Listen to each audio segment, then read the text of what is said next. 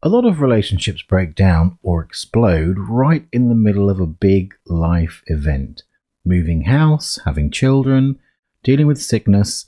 These events are naturally inclined to heighten stress. Now, under stress, it's very common to bring our focus inside and go into self-preservation mode.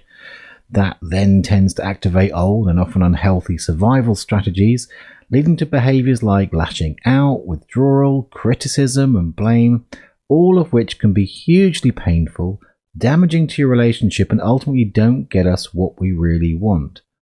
All this on top of the actual situation that needs dealing with. No wonder so many relationships buckle under the pressure. But it doesn't have to be that way. What I found is a bit of mindfulness, a few key relationship mindsets, and some positive responses towards each other and the situation under stress can make it possible to meet any life challenge kindly and constructively, in a way that can not only make it possible for the situation to be dealt with as effectively as possible, but is likely to actually strengthen the relationship. With that in mind, in this episode, I'm going to offer you my top 10 tips to keep your relationship connected and conflict-free under stress. If you can adopt even a few of these, next time life throws you a curveball, you'll have a much greater chance of coming out smiling. So stay with me and let's dive in. Welcome to the Be a Brilliant Human podcast with me, Joel Young. If you're looking to improve your life, to heal, to grow and mature as an individual, but maybe you found that some of the personal development and consciousness stuff has given you the impression that you need to be super serious and vigilant to get anywhere meaningful, or feeling like maybe you're just not up to snuff, well, this show is here to remind you of your humanity, and in fact that's where your true joy and brilliance lies. With over 25 years of experience in the transformation biz and having developed MPA, one of the world's simplest, pressure-free approaches to growth and well-being, if I do say so myself, I'll be sharing tips, steps, and insights that'll help you navigate all the aspects of life as a growth-seeking being. On this show, it comes to you with a good dose of humour, maybe a smattering of colourful language, a reminder not to take things so personally, and most importantly, to be kind to yourself along the way. Make sure you hit that follow button, and let's get into it. Hello, and welcome to the Be a Brilliant Human podcast with me, Joel Young. I'm delighted that you're here. Now, hopefully you enjoyed last week's episode, which I did record at the end of 2021. This is my first time recording in 2022, so Happy New Year to you. Hope it's all going well.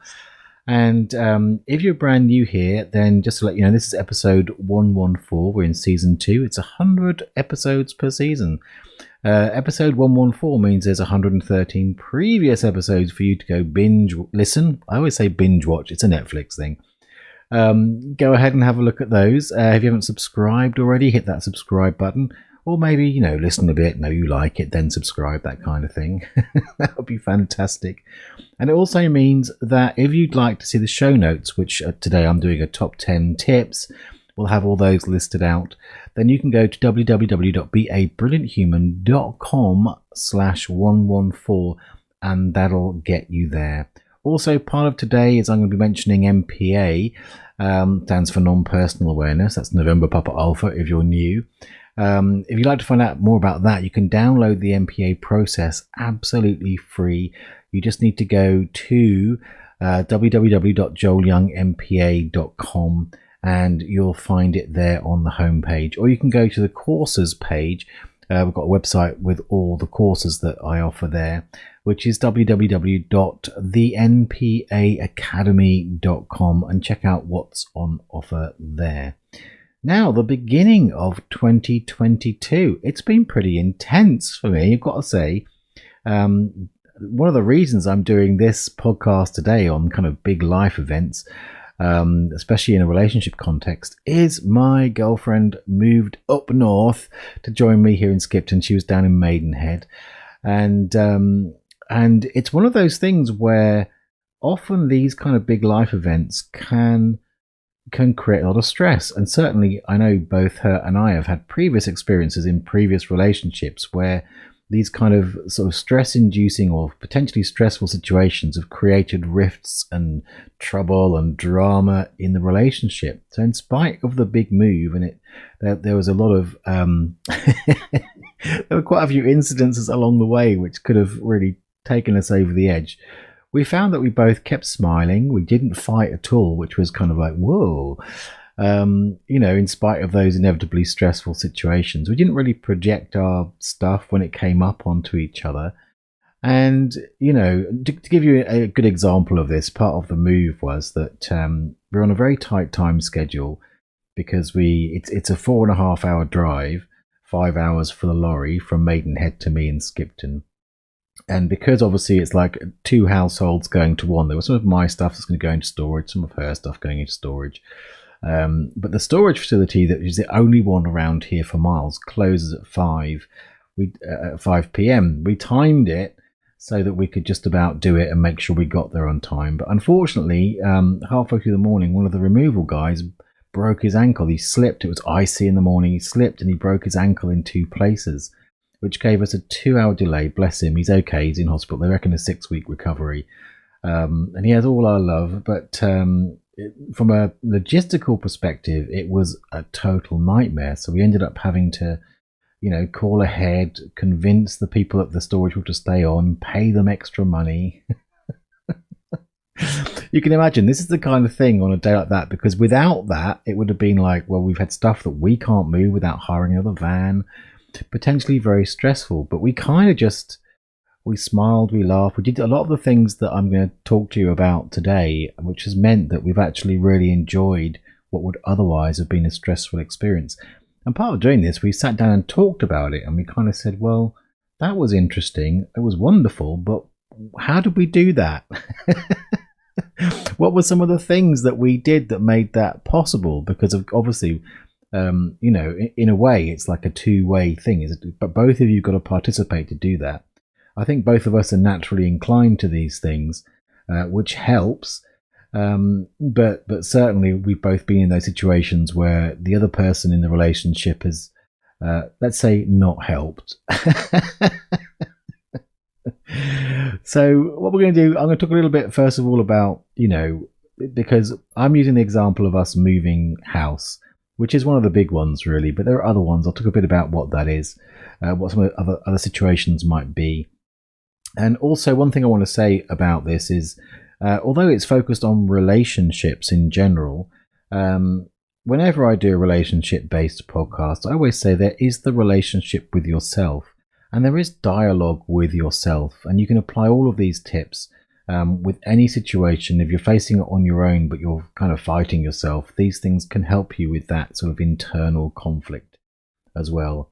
And then once we've gone through the different potential life situations, I'll dive into my top 10 tips, of which there's kind of 2 categories. There's mindsets and attitudes, the sort of thing that's good to get in place in advance, because these are good general relationship kind of approaches really.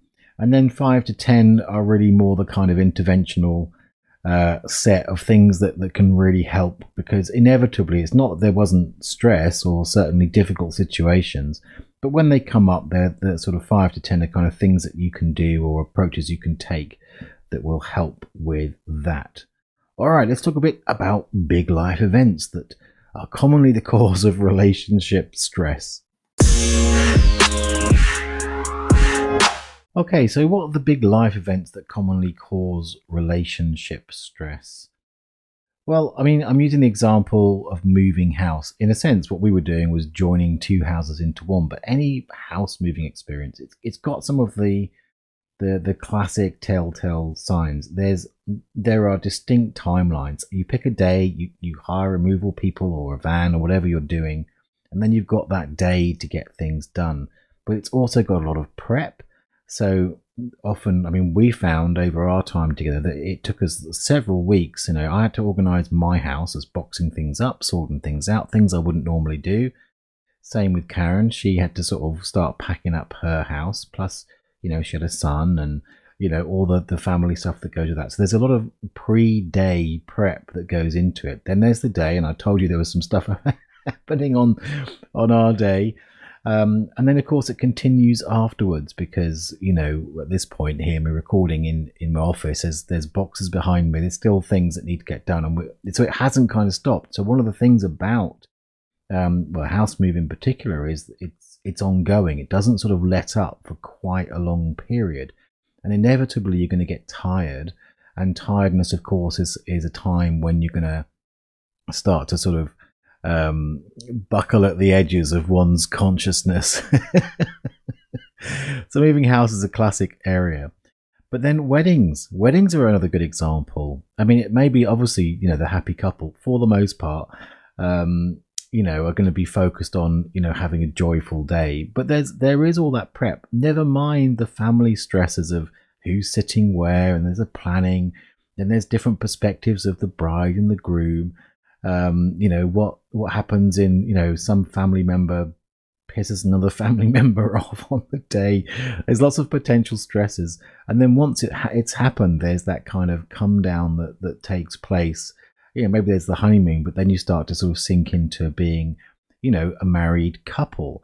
So again, this is a time when, because of the pressure of that situation, that's where potentially the cracks can happen. So it's really good for those kind of situations. At the other end of the spectrum, funerals are also a situation because again, when someone in the family dies and you're in any way, any situation like that, it can be but it can be the grief of it.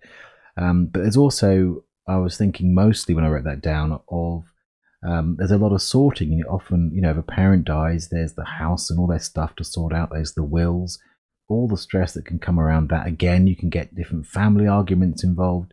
So again, often in someone's life, life path, when they have to deal with a funeral of any kind, then that's a hugely high stress situation. And often it's that thing where, even if it's not your own parent that's died, if you're in a relationship, then that's, it affects both of you. Dealing with sickness is similar. If someone who becomes seriously sick in the family, that affects many different areas of your life. So again, it's an area where relationships, would do well to sort of approach it in a way that's going to support each other rather than sort of slipping into those survival strategies.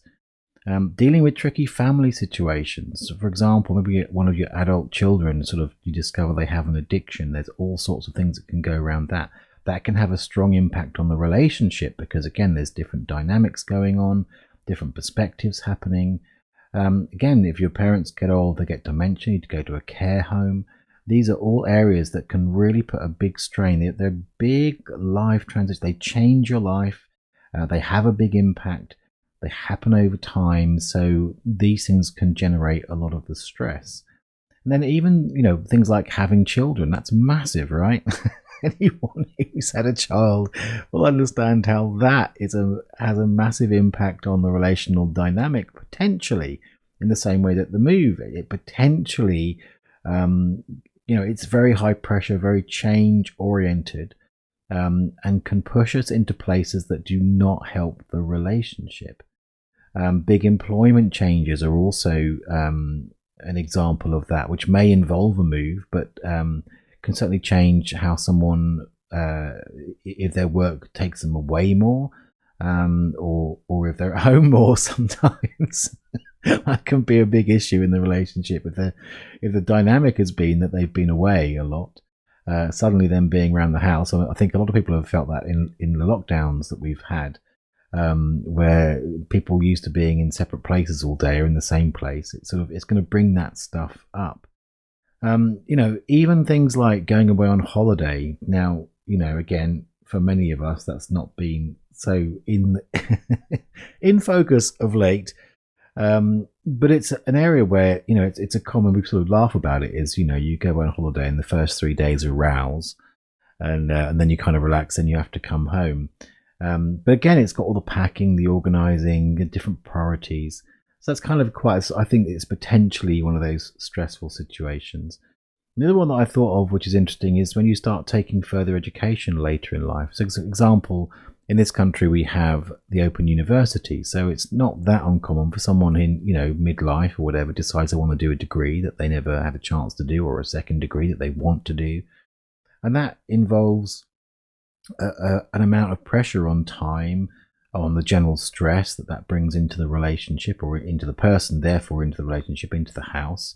Maybe it needs reorganization. So these are kind of things that can potentially bring up, and all of these tips that I'm going to offer you today can apply to any of those situations. And I'm sure there's some more you can think of that I've forgotten. If you can, let me know. If you're on YouTube watching this, listening, watching, I never know how it works on YouTube, leave a comment, I'll get back to you. Or if you're listening to it on any of the podcast platforms, I know they don't have comments, but you can let me know. You know how to do that. You can come onto social media. You can come on Facebook, MPA Rocks, find that. There'll always be a post that announces the podcast. Leave me a comment there. Or you can do it the same on Instagram. It's Joel Young MPA on Instagram or Twitter. And or you can even go to the podcast website, www.beabrillianthuman.com, and hit the leave me a message. You can even leave me an audio message. Let me know what I forgot. What are those life situations that I forgot? So again, one thing about some of those situations, and I kind of touched on it, is that sometimes it can seem like these things only affect one of you. But one of the key things to understand is that it doesn't affect what it's like, so, your wife goes off and says, I want to do a degree. Okay, off you go. You have my support. But it's like, that's your thing. I don't think, my personal opinion is not going to be helpful if you go, that's your issue, you deal with it, all the rest of it, because it's going to bring stresses into the house at some point. Whereas if you take, more of a, we'll get into this as one of the top tips, is the togetherness mindset of it, then it just keeps the whole thing more in balance. So it's always worth remembering that even though it seems like it affects one, when you're in a relationship, then it's going to affect both of you. So it does take that kind of relationship mindset to really get the best out of it and have that chance of bringing you more together through the challenge of the situation. The other thing is that, and I'm going to touch on this in the intro, is that relationship stress on top of everything else kind of adds insult to injury. It just makes everything harder, and that's why some relationships even break because of it. And on the other hand, the togetherness through it thing can have it makes a massive difference to your effectiveness in dealing with the tough things in life. And as I've said before, it can bring you closer together as a couple. That's certainly what we found in this experience, is that it's brought us closer together in a situation that, it's big for us to move in together, but it feels like a good foundation. And I feel very very blessed that Karen is willing to sort of always able really to go to this place quite naturally. And I hope that really sharing these top 10 tips, which I'll get to in just a moment, give you the best possible chance of really using these life events, these potentially stressful situations. And I'm not saying these are going to make them stress free. That's not the point. It's that through how you deal with the stress, that you can not only make the whole situation a hell of a lot easier, but also come together in a deeper way. Alrighty then, let's dive into the tips. So I said at the beginning, we were both a little bit surprised, having had those previous nightmare experiences. So I got these tips. We literally sat together over a cup of coffee and reverse engineered what we thought were the things that made it work. Now, one point that I do want to make is this isn't about having to have done a ton of personal growth. In many ways, it's not really personal growth stuff. It's kind of common sense things. Because often I think and this is a generalization, but I think it's fairly true, certainly my perspective and my experience, is that often in relationships with, in quotes, conscious people, one of the biggest complaints that, well, I used to hear a lot, certainly in my practice, was that the other half wasn't conscious. What they mean by that is they're a muggle. I hate the idea of that. But really what they're saying, if they don't do the personal development, they don't go to workshops, they don't read the books, then somehow they can't, have this relationship. And I'm sorry, but that's not true. Karen has not done that work. She don't mind me saying, she's not done a lot of personal growth stuff. She's got a natural empathy. She's got a willingness to communicate. A lot of the base things that many people who actually go to the workshops don't have and need. So it's kind of there, but it doesn't require you to have done that. In fact, to give you a slight aside, one of the early issues in our relationship is all my previous girlfriends had been, well, once I got into personal development, were also doing that kind of thing. So there was a common language, which is very easy to get into that kind of stuck into the sort of the lingo of personal development and spirituality.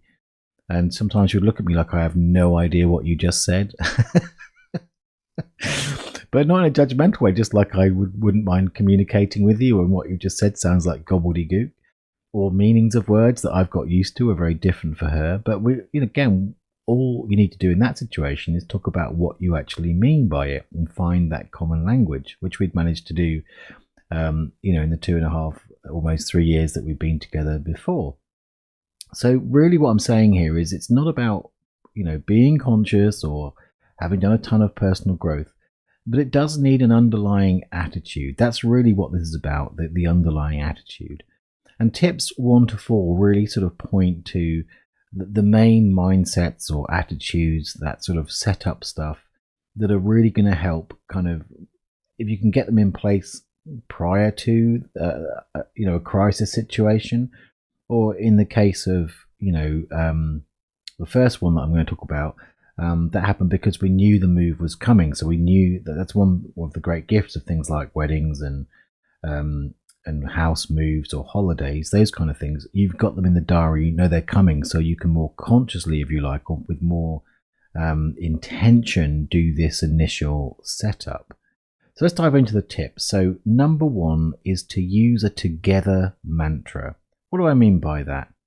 It means if you can find a mantra that both of you can share, and by mantra, I'm not talking about ohms and stuff, it's like a phrase or something that reminds you on a regular basis that it's going to work and there's togetherness in it. I think the important thing is togetherness.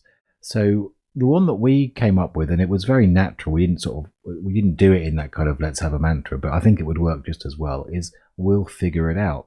There were a lot of unknowns of how it was going to work, what people's responses were going to be, or specifically Karen's son in particular. But it was a matter of we just got to the place we kept saying we'll figure it out. Now it wasn't I'll figure it out or you'll figure it out, it's we will figure it out. So baked into that mantra was a we. It really was the bedrock of our we thinking. Basically, whatever comes up, whatever the challenges might be, together we're going to figure it out. We'll figure it out. So it can be fun to sort of figure out for yourself what would be a good mantra depending on the situation, the circumstances. And feel free to nick that one. I think it's a great one. We'll figure it out. To set up as your mantra. And if you do that, and we kind of literally named it at the time, that's going to be our response. And we did it kind of in a laughing way, but it's like, yeah, that's going to be whatever comes up, we'll figure it out. And what we found, and what I hope you find, is that when we used it, we'll figure it out, it helped us relax. It helped us just go, okay, we're in it together. Because a thing about these kind of situations, often you can end up feeling very alone. And with something like we'll figure it out, it reminds the person, if they're feeling alone or overwhelmed, that they're not alone and it's going to be okay, which is a massive, massive help. So number 2 is to engage with the process. Now this is important. This comes from both of our experience in the past, where we had partners that were disengaged from the process. And I know that in my earlier adulthood, I was the person that was disengaged with the process. I was saying to Karen at some point, one of the things that in terms of self-appreciation is, and this does come from me doing my work or my personal growth, is that I recognize the contrast of in the past where I was kind of checked out, shut down, and kind of all my energy was tied up in just trying to suppress everything, which doesn't make you very available for sort of getting involved. So in terms of engaging with the process, I'm talking about in terms of the doing stuff, it's mucking in. It's like rolling your sleeves up, and you're in it together and both fully participating in it. But there's also another side of engaging with the process, which is the talking stuff. To talk, to share, to input, in terms of the preparation and the decisions. And again, remember, this is a matter of, it can be one-sided, but it's the one-sidedness that starts to create the conflict and the stress. Because inevitably, if it's one-sided, then someone is checking out, not taking their responsibility for their part of the equation. And they're not allowing the other person to sort of lean into them and to share the experience. So all that sharing input stuff is like talking about what might happen, what you want to do, what all that stuff that's important to say, what are we going to do with this? Like for us, it was bits of furniture, and are we going to get storage for some of this stuff? And for if we move to a bigger house, or, all those kind of things, it's like those discussions are really important. But to be really engaged with the process, again, sets that scene of we're in it together. Number 3 is to celebrate and honour the differences between you. Now, this is linked to decisions making and mucking in. But I think this is really important because especially when it comes to the doing stuff, it's not a literal balance sheet. You're best off if you play to your strengths.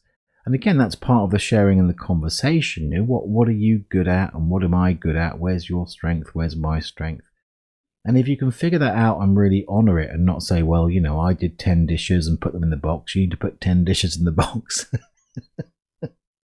That's a place that I've seen in the past. Very stressful things when people can really get into the kind of, I did this and you didn't do this. It's like, if you understand, again, it helps to get that togetherness, that you're both mucking in, both doing your part, but you may have different ways of doing it, different approaches, and you can kind of smile at each other's differences of how you approach it. There's some ways that Karen's done things and I just smile because I don't do it that way. But I don't go, well, that's wrong, you should do it my way. It's like, look how you do that. And since she's the same with me, look how you do that, maybe I over label some things, or I make it pretty because I like creative stuff, like tying up bags of taking down a wardrobe. I put all the hinges all labeled up into a bag, tied it up with a bow, a string bow, and put a little card label on it.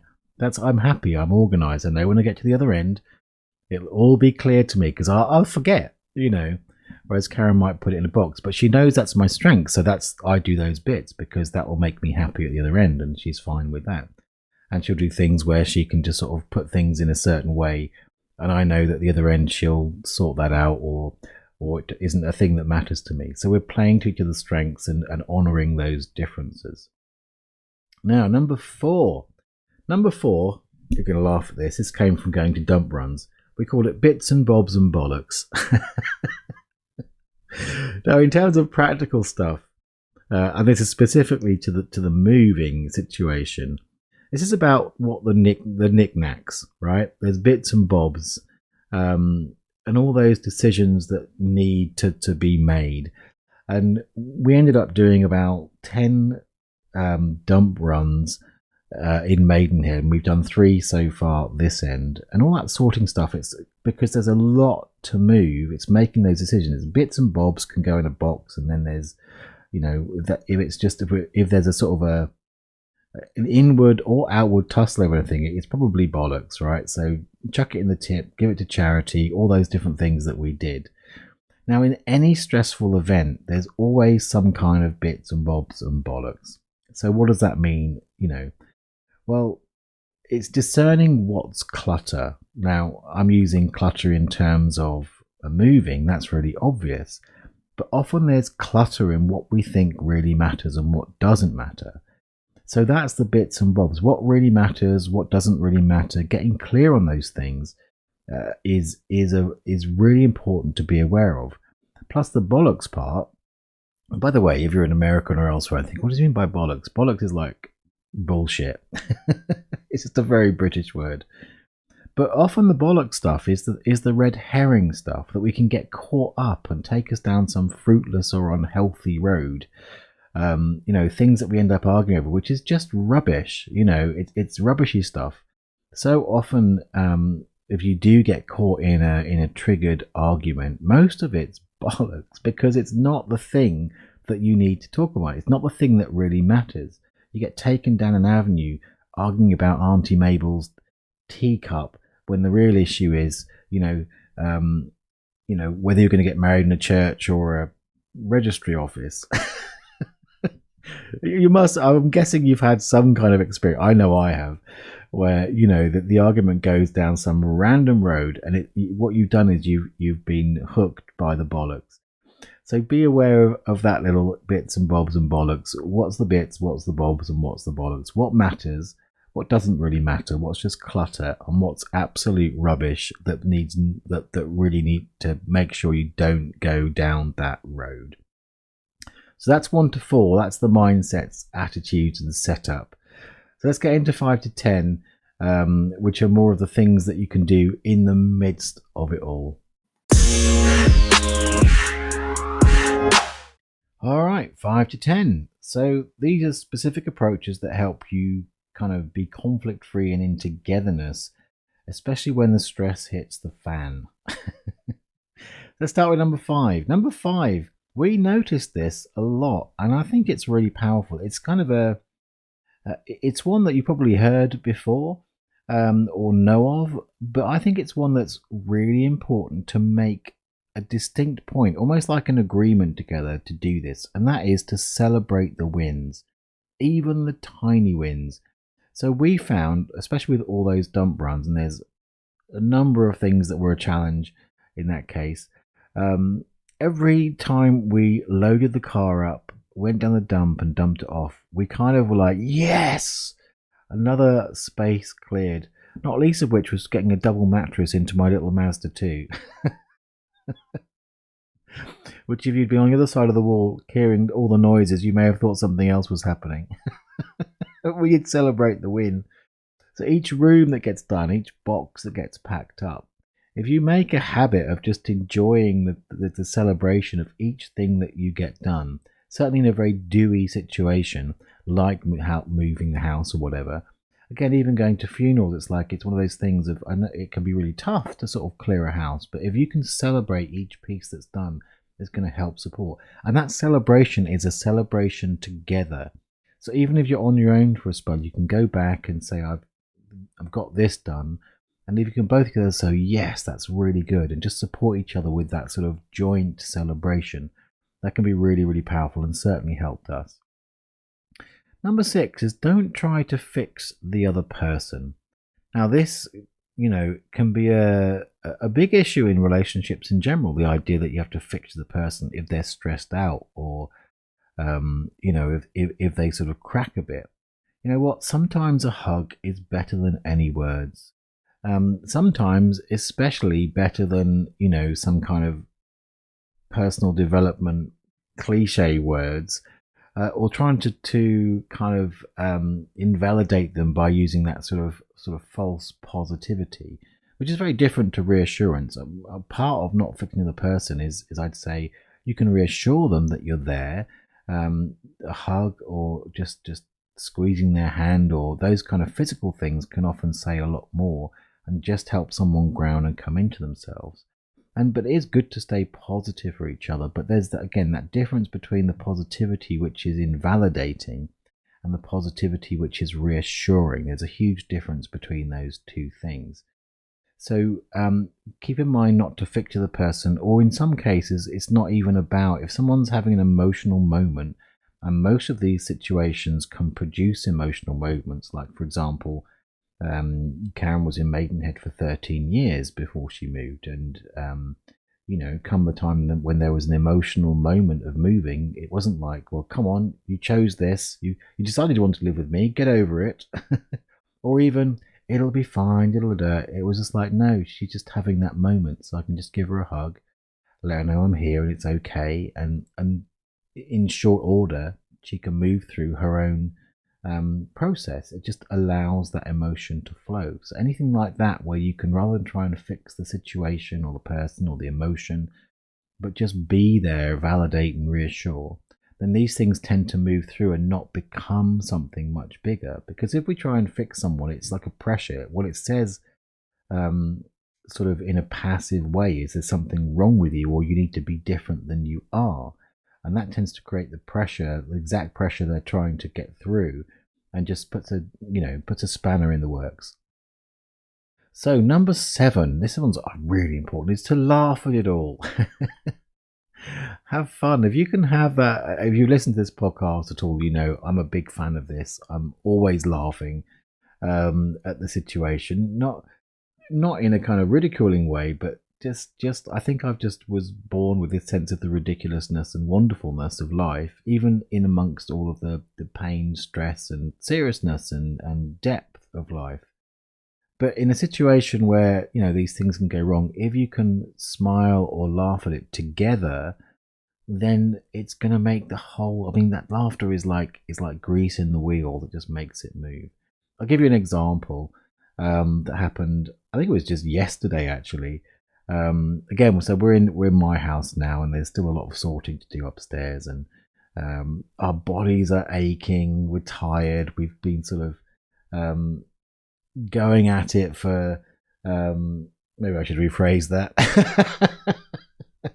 We've been busy sorting the house out, like with moving boxes, going to storage, all sorts of things. So, and I've managed to sort of get aches and pains up my neck. And there was a point where I had to go up into the loft, which put lots of dust on the floor. I thought I'd grab the Hoover and run up the stairs. Now we've ditched my Hoover and we're using Karen's Hoover, which I don't know. So I'm coming up the stairs, a bit blind with tiredness, and I go to grab one of the pieces on the side of the Hoover as I'm running up the stairs, and it comes off. And the way I've done it is I managed to literally poke myself in the face with one of the things. I split my lip wide open. And I know in that moment that if we hadn't built together this culture of just laughing in a way about these situations, that probably would have pushed me over the edge in the tiredness, and I would have, sworn and gone bloody stupid Hoover and all those things that you do. But in that split second, yes, it really hurt, and I did go, ow. But then it's like I stepped out of myself, looked back at myself, I just saw the comedy of the moment. And again, Karen was like, oh my God, and all that kind of stuff. But we chuckled at the situation rather than it being a trigger that could have sort of just pushed us into stress. Because she was obviously very tired as well. If I'd gone into stress, probably there's a good chance it would have pushed her over the edge, or gone into kind of, your bloody Hoover or whatever. That's the sort of thing that ends up with the explosions that don't really help. So laughing at it all and having fun with it is, a really, it's kind of part of the deepest sense of how I think you get through life in general, but certainly in these stressful situations. Number 8, this can be a good one. This is to focus on the reason why, the outcome, the dream that you have together. So when it gets tough moments, it's good. Well, it's good in the beginning to understand your reason why. Why did we want to move in together? What's our goal? What's our dream together? And sometimes, when there are tough moments, it's good to come back to that, to go, remember why we're doing this. I think it's generally a good idea in lots of situations where you've got a tough process to go through. It's good to remember why you started this thing. So say if you're starting a business or something, which that's one I probably forgot, starting a business. It's kind of a change in career, but often, you have a wonderful dream to start off with, and then the reality bites of the work it takes to run your own business. In those moments, it's good to come back, especially if you're in a relationship there, and remember why you're doing this, because it's bringing more stress than there was before you undertook this task. Why are you doing it? What's the dream you have together? Because again, dreaming together is something which again reinforces that togetherness, which is so important. Your common intention, which is so important, and can often help you lift you out of the momentary stress or hardship that's going on at the time. Number 9, you'll not be surprised here to hear this one, is don't take the triggers personally. So there's a couple of sides to this. So inevitably, even with all of this good stuff, there's sometimes, as I said, where you get tired and one of you might have a less than conscious moment. Now, on one side, it's good to just really be really clear that that's not personal. If your partner, suddenly has I'm fucking sick of this, blah, blah, blah, just don't take it personally. If you take it personally, that's going to take it down a really bad route. You'll get into defense. You might attack back. That's a downhill road. The other thing that can be really good, and Karen and I practice this a lot. Again, we learnt this a fair bit in our discussions about different language, is to be clear. If you're triggered, if you can do whatever you can, and it's a challenge and a practice this, but it's a really good practice if you can get it, is when you're triggered, if you can make it clear within the trigger that it's not about you, the person. So maybe, I'm trying to think of an example of this time, but I'll give a general example, which is that, so maybe you're triggered about okay, I know what it is. So examples come.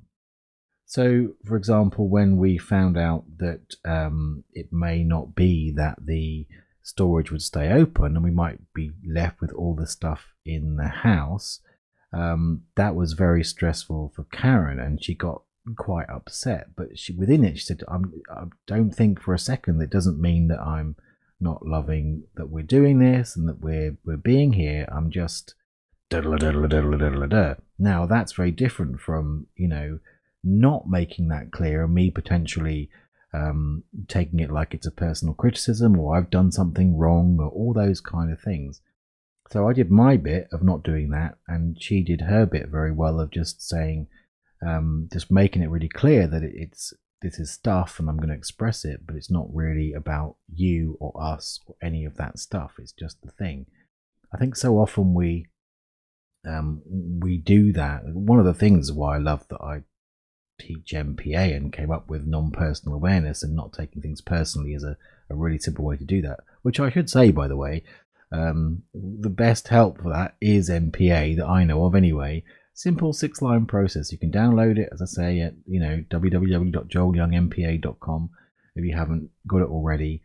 You can do it. Most of the time I recommend you do it out loud, but say you're sat in a car and someone's kicking off and you're finding, I'm starting to take it personally. You can do MPA and it can just take that edge off or completely let go of any sense of taking it personally, make you much more available, empathetic to the other person. Powerful stuff. But as much as you can, if things trigger off, don't take it personally. And as best you can, if you're the one being triggered, do your best to communicate within that it's not personal to the other person. And that's, by the way, I should say as an aside to that, it doesn't mean that if someone's being a dick, it's okay to call them out and say this is personal or is specific to this situation. Those conversations are also important. So finally, number 10. So going back to the fact that we're coming out of a move here, or in the middle of a move in many ways, keep a medical kit handy. Bumps, scrapes, all that kind of thing. So in any kind of physical activity kind of stuff, like moving, that's a literal tip. Keep a medical kit handy.